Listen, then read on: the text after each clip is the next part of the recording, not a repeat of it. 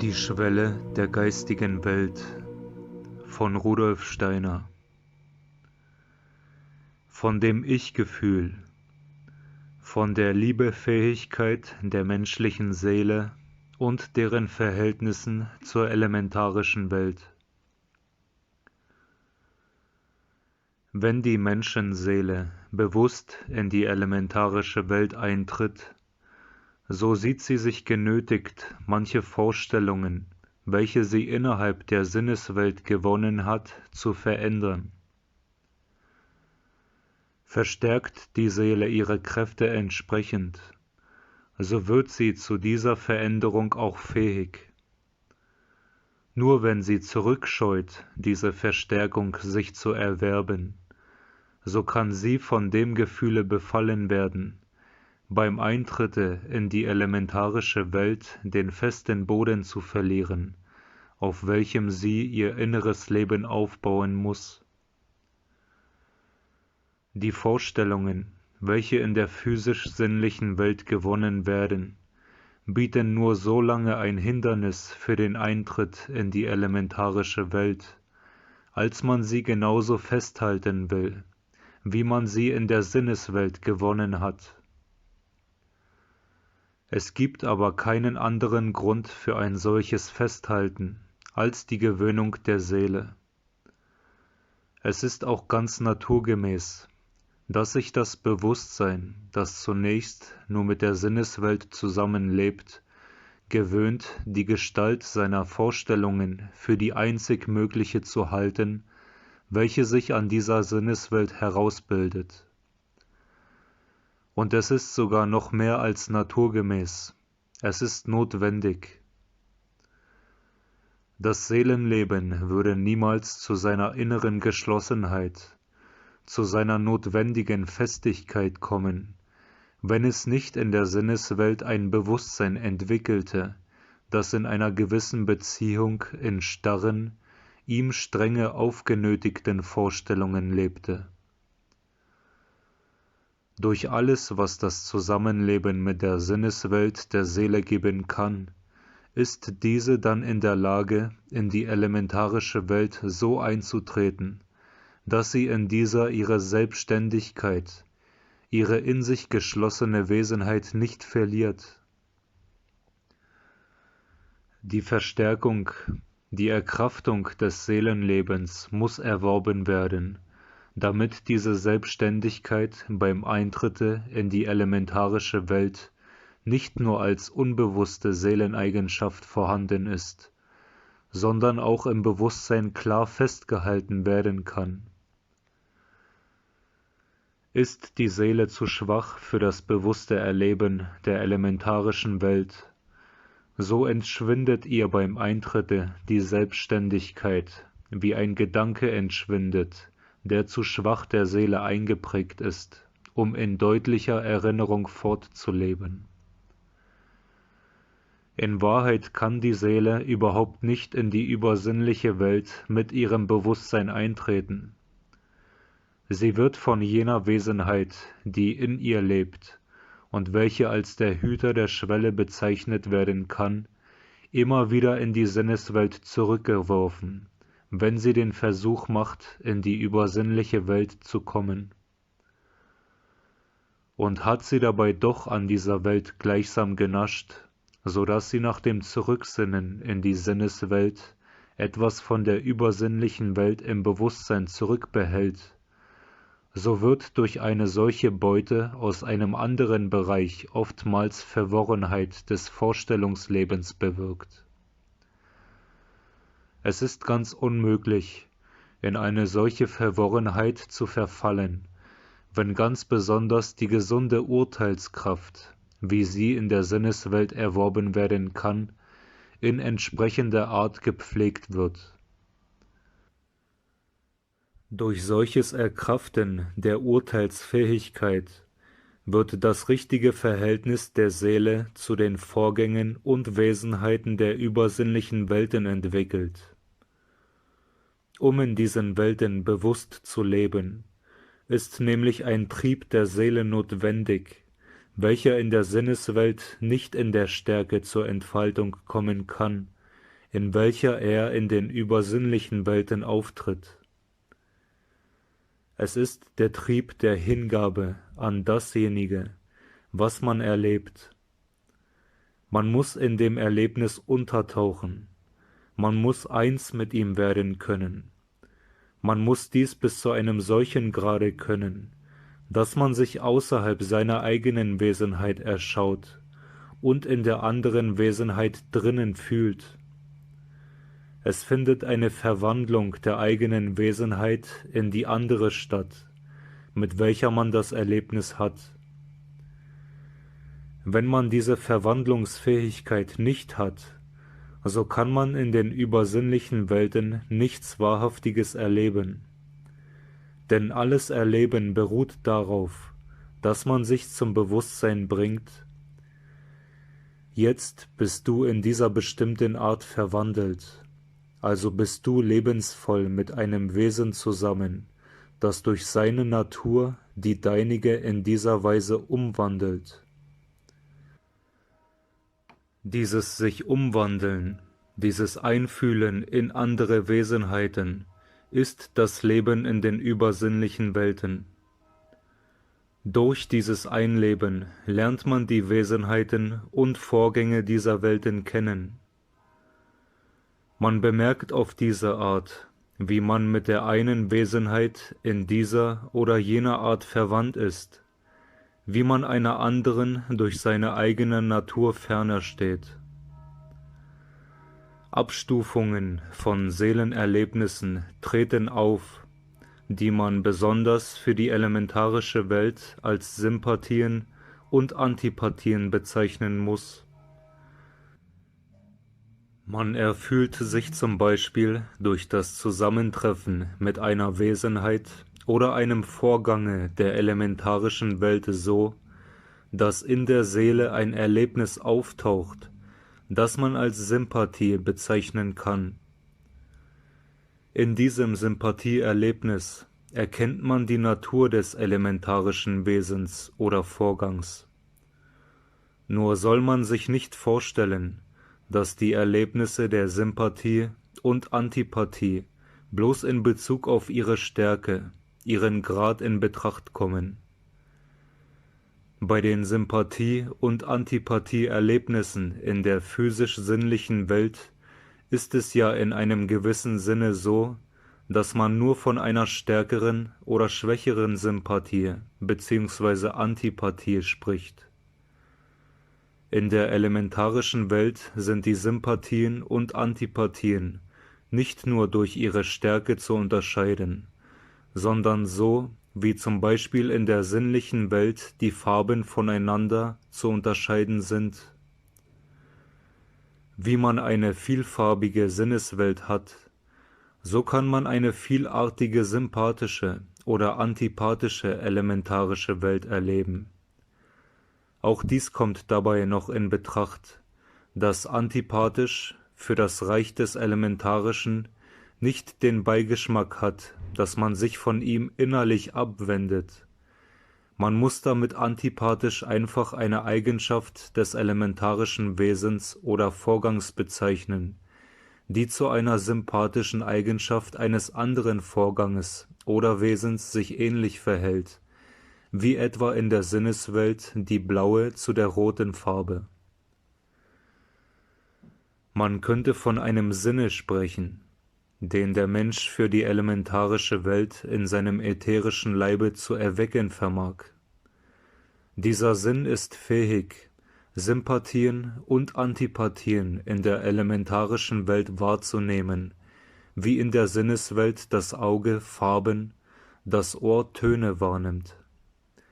Und wie in der Sinneswelt der eine Gegenstand rot, der andere blau ist, so sind die Wesenheiten der elementarischen Welt so, dass die eine diese Art von Sympathie, die andere jene Art von Antipathie in die Geistesschau hereinstrahlt. Dieses Erleben der elementarischen Welt durch Sympathien und Antipathien ist wieder nicht etwas, was nur für die übersinnlich erwachte Seele entsteht. Es ist für jede Menschenseele immer vorhanden, Es gehört zum Wesen der Menschenseele. Für das gewöhnliche Seelenleben ist nur das Wissen von dieser Wesenheit des Menschen nicht ausgebildet.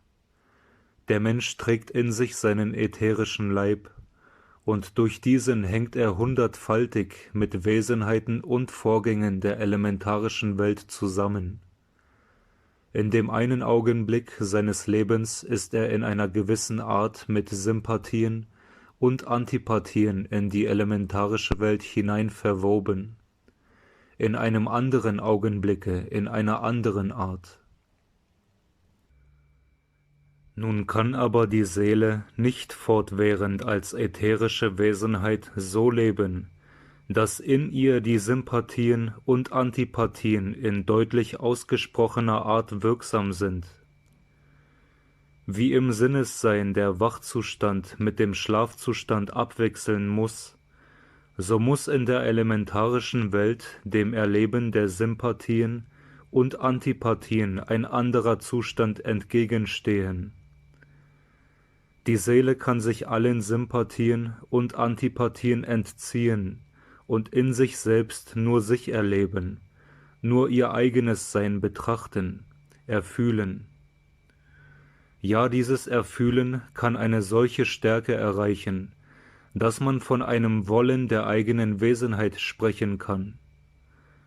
Es handelt sich da um einen Zustand des Seelenlebens, den man deshalb nicht leicht schildern kann, weil er in seiner reinen, ureigenen Natur von solcher Art ist, dass ihm in der Sinneswelt nichts anderes ähnlich ist als das starke, reine Ich- oder Selbstgefühl der Seele.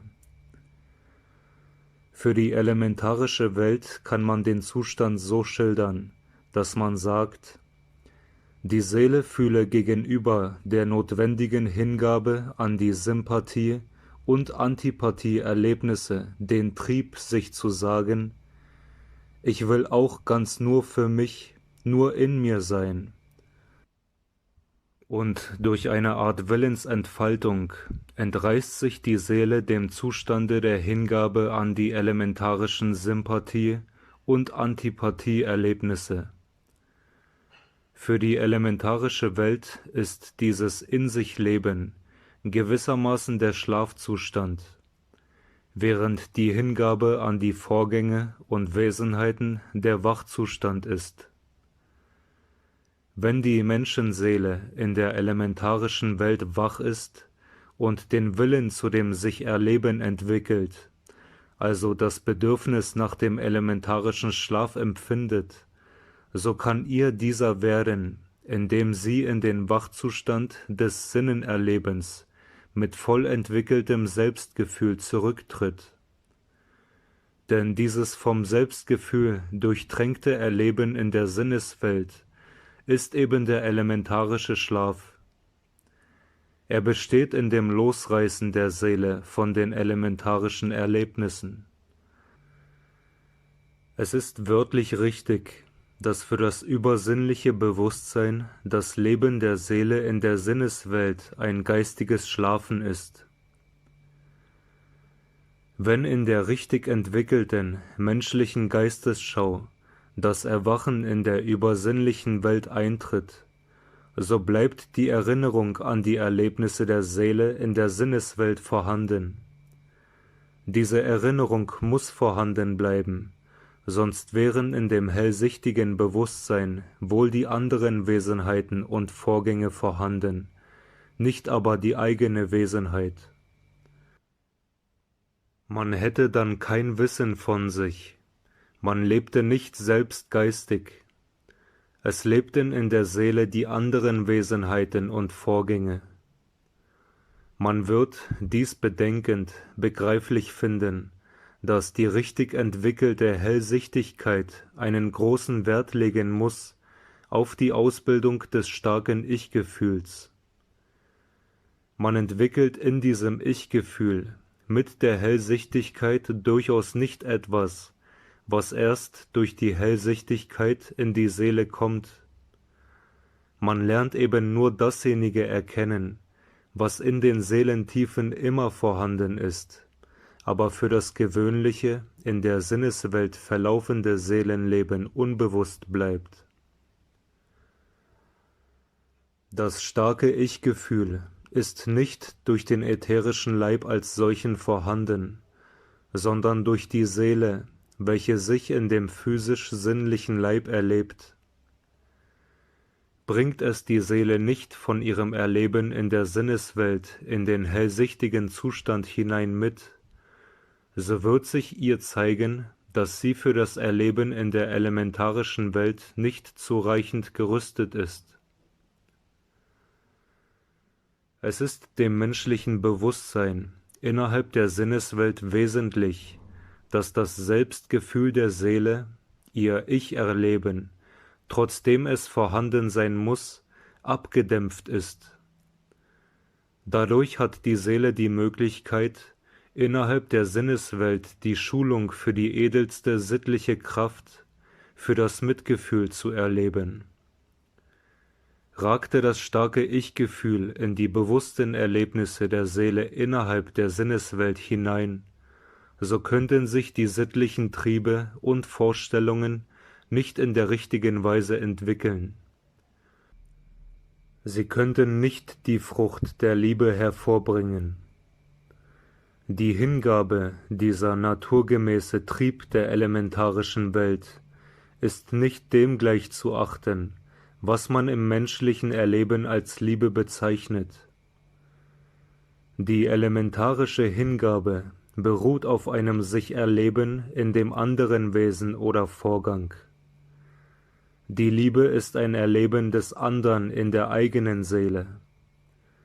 Um dies Erleben zur Entfaltung zu bringen, muss in der Seele über das in ihren Tiefen vorhandene Selbstgefühl, das Ich-Erlebnis, gewissermaßen ein Schleier gezogen sein. Und in der Seele, welche in Bezug auf ihre eigenen Kräfte abgedämpft ist, entsteht dadurch das In-sich-Fühlen der Leiden und Freuden des anderen Wesens. Es erkeimt die Liebe, aus der echte Sittlichkeit im Menschenleben erwächst. Die Liebe ist für den Menschen die bedeutsamste Frucht des Erlebens in der Sinneswelt. Durchdringt man das Wesen der Liebe, des Mitgefühls, so findet man in diesen die Art, wie das Geistige in der Sinneswelt sich in seiner Wahrheit auslebt. Es ist hier gesagt worden, dass es zum Wesen des Übersinnlichen gehört, sich in ein anderes zu verwandeln. Wenn das Geistige im sinnlich-physisch lebenden Menschen sich so verwandelt, dass es das Ich-Gefühl abdämpft und als Liebe auflebt, so bleibt dieses Geistige seinen eigenen elementarischen Gesetzen treu. Man kann sagen, dass mit dem übersinnlichen Bewusstsein die Menschenseele in der geistigen Welt aufwacht. Man muss aber ebenso sagen, dass in der Liebe das Geistige innerhalb der Sinneswelt aufwacht. Wo Liebe, wo Mitgefühl sich regen im Leben, vernimmt man den Zauberhauch des die Sinneswelt durchdringenden Geistes. Deshalb kann niemals die richtig entwickelte Hellsichtigkeit, das Mitgefühl, die Liebe abstumpfen. Je richtiger die Seele sich in die geistigen Welten einlebt, desto mehr empfindet sie die Lieblosigkeit, den Mangel an Mitgefühl als eine Verleugnung des Geistes selbst. Die Erfahrungen des schauend werdenden Bewusstseins zeigen in Bezug auf das Vorgesagte ganz besondere Eigentümlichkeiten. Während das Ich-Gefühl, das aber für das Erleben in den übersinnlichen Welten notwendig ist, leicht sich abdämpft, oft sich wie ein schwacher, verlöschender Erinnerungsgedanke verhält, werden Gefühle des Hasses, der Lieblosigkeit, werden unsittliche Triebe zu starken Seelenerlebnissen, gerade nach dem Eintritte in die übersinnliche Welt. Sie stellen sich vor die Seele wie lebendig gewordene Vorwürfe hin, werden grässlich wirkende Bilder, um dann von diesen Bildern nicht gequält zu sein, greift das übersinnliche Bewusstsein oft zu dem Auskunftsmittel, sich nach geistigen Kräften umzusehen, welche die Eindrücke dieser Bilder abschwächen. Damit aber durchdringt sich die Seele mit diesen Kräften, welche verderblich wirken auf die erworbene Hellsichtigkeit. Sie treiben diese von den guten Gebieten der geistigen Welt ab und lenken sie zu den schlechten hin. Auf der anderen Seite sind die wahrhaftige Liebe, das rechte Wohlwollen der Seele, auch solche Seelenerlebnisse, welche die Kräfte des Bewusstseins in dem Sinne verstärken, wie es für den Eintritt in die Hellsichtigkeit notwendig ist. Wenn davon gesprochen wird, dass die Seele eine Vorbereitung braucht, bevor sie in der übersinnlichen Welt Erfahrungen machen kann, so darf hinzugefügt werden, dass zu den mannigfaltigsten Vorbereitungsmitteln auch die wahre Liebefähigkeit, die Neigung für echtes menschliche Wohlwollen und Mitgefühl gehören. Ein übermäßig entwickeltes Ich-Gefühl in der Sinneswelt wirkt der Sittlichkeit entgegen. Ein Ich-Gefühl, welches zu schwach entwickelt ist, bewirkt, dass die Seele, die tatsächlich von den Stürmen der elementarischen Sympathien und Antipathien umkraftet ist, der inneren Sicherheit und Geschlossenheit entbehrt.